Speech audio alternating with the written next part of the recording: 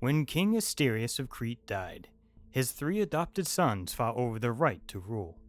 Minos, determined to take the throne, prayed to the god Poseidon and asked for a bull to be sent from the ocean depths as a sign of his right to rule, promising that he would sacrifice it in an offering of thanks to Poseidon.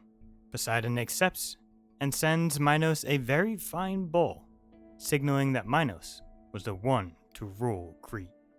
Instead of sacrificing the bull, however, Minos, now King Minos, kept the bull to himself and sacrificed a different bull instead. Poseidon is enraged and curses King Minos' wife, Queen Pasiphae, to be enamored with the gifted bull. Queen Pasiphae asks the genius inventor and architect Daedalus to build her a fake cow that would attract the bull while she hides inside. Despite the weird request, Daedalus agrees and builds the cow using wood and cow hide. And, well, a baby is born that is half bull and half man, the Minotaur. She named him Asterius, after her father-in-law. King Minos asks for guidance from the oracles, who tell him to lock the Minotaur away. Once again, Daedalus is consulted, and King Minos asks him to build a labyrinth so complex that no one could ever escape.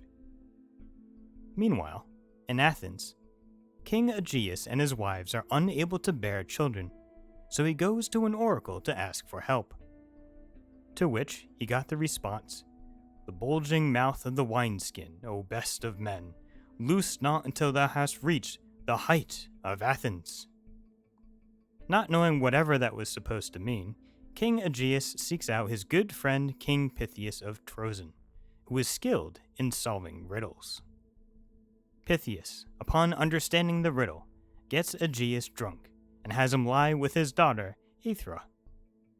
For some reason I can't figure out, Poseidon also appears and also lies with Aethra on the same night. Aethra gives birth to a boy she names Theseus. King Aegeus then just leaves them both behind, laying a sword and sandals under a rock. He tells Aethra to send Theseus to him when he is old enough to push away the rock and retrieve the items.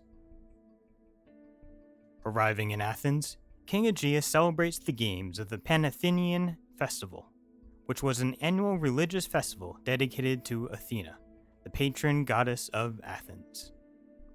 This is where the fate of these two nations collide, as Androgeus, a son of King Minos of Crete, beats all competitors during the games.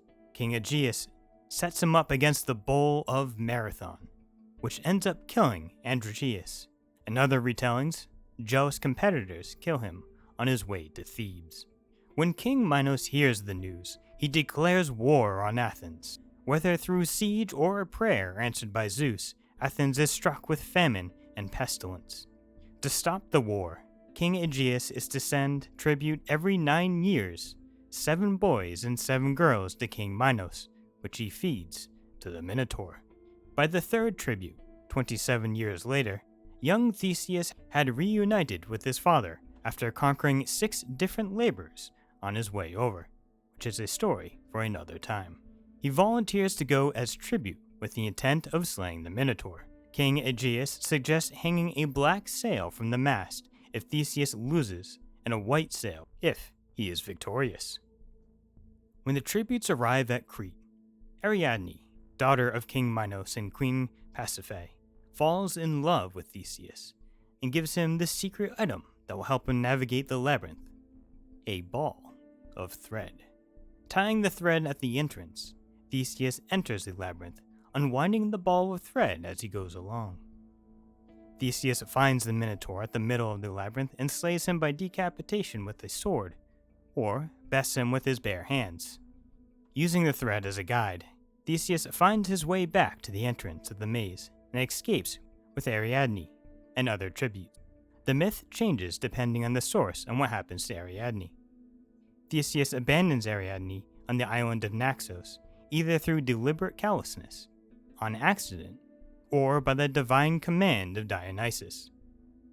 Whatever the reason, most records state that she becomes Dionysus's immortal wife, and the constellation Corona Borealis is her bridal crown. Theseus returns home victorious. However, in either grief at leaving behind Ariadne or forgetfulness, the sail is never changed to white.